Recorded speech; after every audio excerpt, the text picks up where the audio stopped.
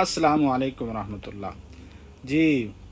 جیسا کہ آپ سب کو پتہ ہے کہ گزشتہ کل پاکستان اور نیوزی لینڈ کے درمیان کھیلے گئے میچ میں پاکستان نے شاندار فتح حاصل کی تھی، اور اس فتح میں، اس شاندار جیت میں جو کردار تھا سب سے اہم حسن نواز کا تھا، اور اس کے ساتھ ساتھ محمد حارث کی شاندار اوپننگ تھی، اور اس نے جو آغاز فراہم کر دیا تھا وہ بھی پاکستان کی جیت میں اہم کردار تھا، اور اس کے ساتھ سلمان علی آغا کی بھی بہت اچھی بیٹنگ تھی جنہوں نے صرف 31 بال پہ 51 سکور کیے۔ لیکن کیا آپ سب کو یہ پتہ ہے کہ اس میچ میں بہت کچھ ایسے ہوا ہے جو پاکستان کی T20 کرکٹ کی ہسٹری میں پہلی بار ہوا ہے؟ جی ہاں، پہلی بار ہوا ہے کہ پاکستان نے پاور پلے میں 70+ سکور کیے ہیں۔ یہ پاکستان کی T20 کرکٹ ہسٹری میں پہلی بار ہوا ہے، اور پہلی بار ایسے ہوا ہے کہ کسی نے پاکستان کی طرف سے 44 بال پہ 100 کیا ہے۔ اس سے پہلے 49 بالز پہ بابر اعظم نے 100 کیا تھا، جو پاکستان کی طرف سے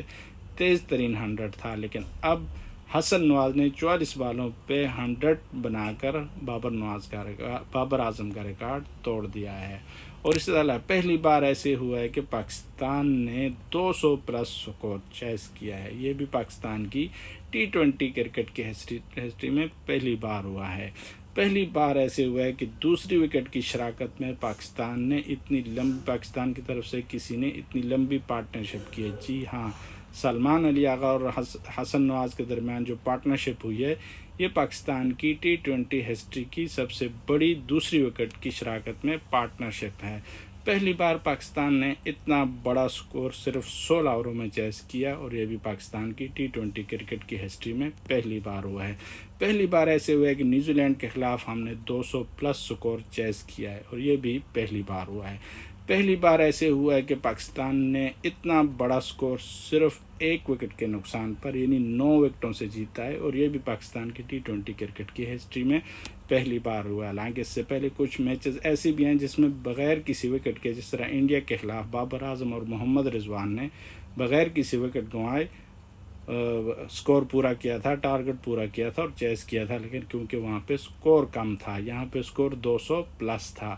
پہلی بار ایسے ہوا ہے کہ پاکستان کے کسی کم ترین عمر لڑکے نے T20 میں 100 کیا ہے، کم عمر ترین لڑکے نے، یعنی اس سے پہلے یہ ریکارڈ احمد شہزاد کے پاس تھا، اور اب یہ ریکارڈ حسن نواز کے پاس ہے۔